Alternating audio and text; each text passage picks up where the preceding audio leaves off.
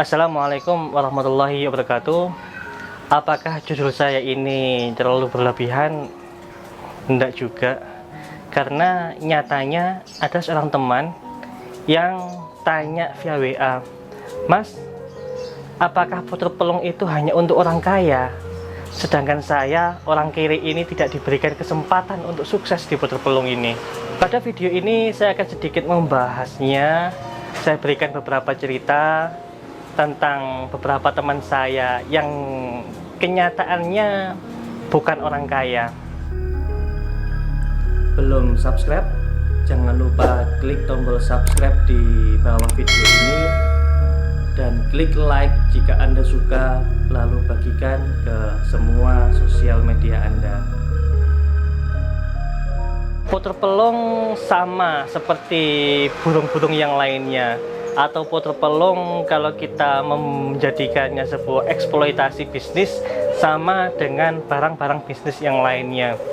Jadi misalkan ketika kita memiliki modal yang sedang cukup, kita nggak perlu terlalu mendongak ke atas untuk bisa memenangkan pertarungan ini.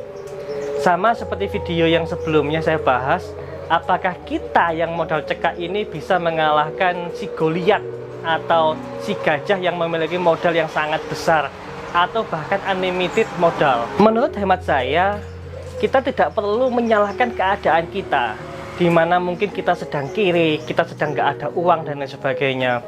Kalau kita mengamati secara lebih dalam lagi, orang yang besar itu bukan orang yang dimodali dengan uang yang besar terlebih dahulu.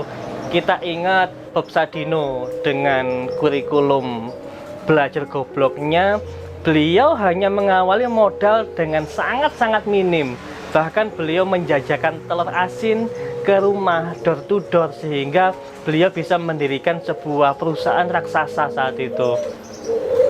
Beberapa tokoh yang lainnya mengalami hal yang sama.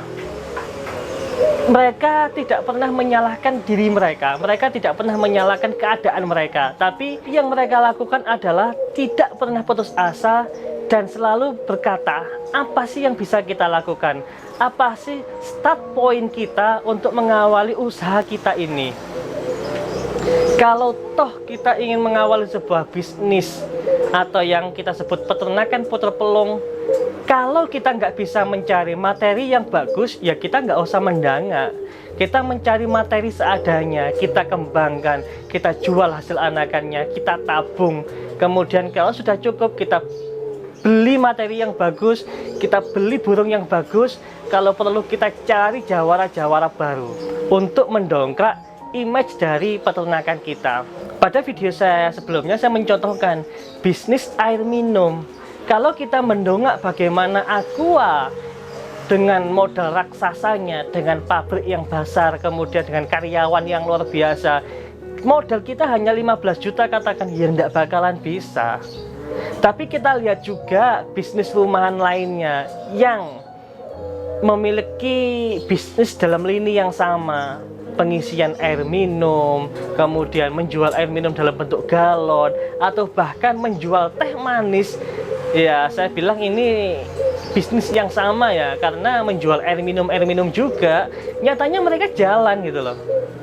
Saya memiliki seorang contoh, yang nantinya contoh-contoh saya ini akan saya ungkap di YouTube saya. Bagaimana mereka itu mengawali puter pelung dari nol, kemudian mungkin mereka bisa jualan. Akhirnya, ya, tanpa menyalahkan sebuah keadaan, mereka jalan dengan bisnis ini. Mereka jalan menjual hasil ternakan mereka dan lain sebagainya. Contoh teman di Malang, saya belum izin jadi nggak saya sebut namanya. Misalkan sebut saja si A. Si A ini terus terang bukan orang yang kaya. Kemudian dia ini juga bukan dari golongan orang-orang yang mampu. Kemudian karena si A ini tidak bisa lomba, burungnya biasa-biasa aja sehingga tidak naik dalam perlombaan, dia jual anakannya kontinu sih, mulai harga 300, 400, kemudian dia tabung, lalu tabungannya ini cukup dan akhirnya dia bisa membeli materi. Sampai detik ini dia tidak pernah menyalahkan dirinya. Saya nggak pernah beli materi bagus, tapi dia bisa continue jualan. Buktinya apa? Beberapa kali postingan dia di Facebook komunitas Malang laku. Orang ini nggak pernah posting saya jual anakan AA sebagainya, nggak pernah. Tapi yang selalu dia posting adalah sol. Apakah ini sebuah usaha? Iya, ini sebuah usaha. Banyak contoh-contoh lain. Ada ustadz kampung yang secara materi juga kurang, ternyata dia bisa sukses di Puter Pelung. Kemudian ada juga tukang becak yang merasa kekurangan, kemudian karena memang penghasilannya nggak bisa diperkirakan, akhirnya ketika dia ternak Puter Pelung, ya alhamdulillah. Kata sukses ini masing-masing orang memiliki arti yang berbeda. Kalau bagi saya, sukses itu ketika kita bisa enjoy dengan keadaan kita sekarang, kemudian ketika kita cukup dengan kebutuhan kita, ketika kita punya uang dari apa yang kita senangi ini, itulah arti sukses. Bukan ketika kita mampu menang di kejuaraan, bukan ketika kita mampu menjual harga Puter Pelung dengan harga yang mahal, fantastis dan sebagainya. Bukan itu, tapi kesuksesan itu ada dalam hati kita.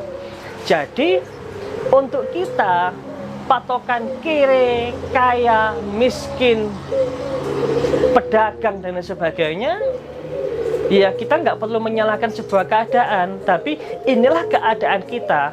Ayo kita mulai dari sekarang dan kita mulai dengan apa yang kita bisa. Semoga pembicaraan ini ada manfaatnya untuk jenengan semuanya. Dan pada intinya, Puter Pelung lagi rame, Puter Pelung lagi booming, Puter Pelung lagi naik daun. Bahkan beberapa teman bisa menjualnya dengan harga puluhan juta. Kemudian juga sampai detik ini permintaan tentang Puter Pelung masih sangat banyak banget. Oleh karena itu, untuk jenengan semuanya, jangan pernah untuk berpatah semangat, saya nggak punya uang dan sebagainya. Awali dengan yang jenengan bisa. Poinnya, beli di mana? Beli di teman terdekat jenengan, beli di saudara jenengan, beli di tetangga jenengan yang memiliki peternakan Puter Pelung. Karena dengan itu kita bisa membantu mereka sehingga mereka bisa mencapai kesuksesan yang mereka miliki. Saya Samsul Arifin dari Bonekamu. Assalamualaikum warahmatullahi wabarakatuh.